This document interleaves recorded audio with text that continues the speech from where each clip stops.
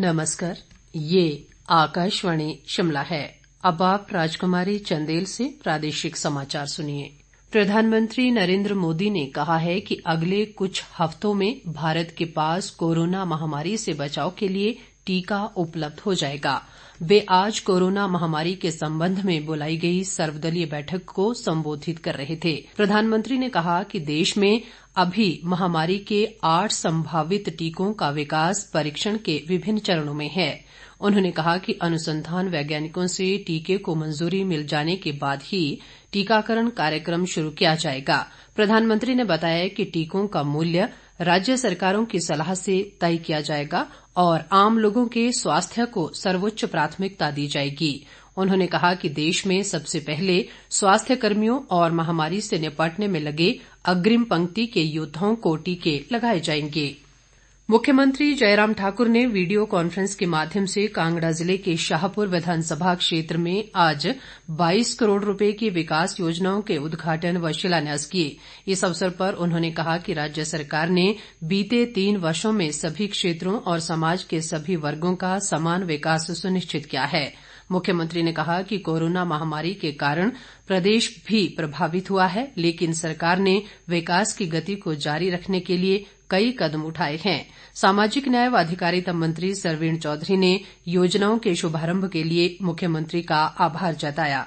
सांसद किशन कपूर भी वर्चुअल माध्यम से कार्यक्रम में शामिल हुए। शिमला शहर में कोरोना जांच के लिए एक मोबाइल एम्बुलेंस को शहरी विकास मंत्री सुरेश भारद्वाज ने आज रवाना किया। उन्होंने कहा कि शहर में ऐसे बुजुर्ग और दिव्यांगजन जो जांच के लिए अस्पताल आने में असमर्थ हैं, उनकी सुविधा के लिए ये एम्बुलेंस शुरू की गई है। भारद्वाज ने कहा कि सरकार कोरोना महामारी से निपटने के लिए सजग है और समय समय पर लोगों की सुविधाओं को ध्यान में रखते हुए कार्य किए जा रहे हैं। प्रदेश उच्च न्यायालय ने कोरोना मामलों में वृद्धि के चलते हिमाचल सरकार को केंद्र द्वारा जारी दिशा निर्देशों का सख्ती से पालन करने के निर्देश दिए हैं। न्यायालय ने सरकार को बाहरी राज्यों से आने वाले लोगों का कोरोना टेस्ट अनिवार्य बनाने पर विचार करने को कहा है। कोरोना मामलों में वृद्धि के चलते मंडी जिले में सुंदरनगर का बीबीएमबी अस्पताल डेडिकेटेड कोविड केयर सेंटर बनाया जाएगा। उपायुक्त ऋग्वेद ठाकुर ने बताया कि इस अस्पताल में 40 बेड होंगे और हर बेड के साथ ऑक्सीजन की पूरी सुविधा मौजूद रहेगी। आगामी सोमवार से शुरू होने वाले इस कोविड सेंटर के लिए स्टाफ को पूरी तरह प्रशिक्षित किया जा रहा है। जनजातीय विकास मंत्री रामलाल मारकंडा ने लाहौल स्पीति के उदयपुर में आज वर्चुअल माध्यम से आईटीआई छात्रावास की आधारशिला रखी। उन्होंने उदयपुर में वन विश्राम गृह और सिसु में लोक निर्माण भवन का भी लोकार्पण किया। उन्होंने कहा कि उदयपुर आईटीआई में 3 नए ट्रेड शुरू किए जाएंगे।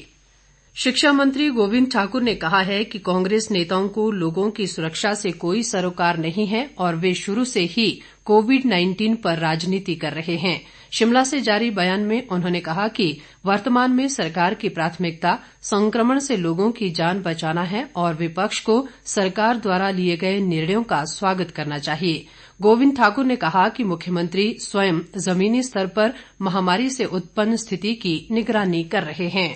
प्रदेश भाजपा अध्यक्ष सुरेश कश्यप ने विपक्ष के नेता को मुख्यमंत्री और भाजपा नेताओं पर टिप्पणी करने के बजाय कांग्रेस विधायकों और पार्टी पदाधिकारियों को संभालने की सलाह दी है।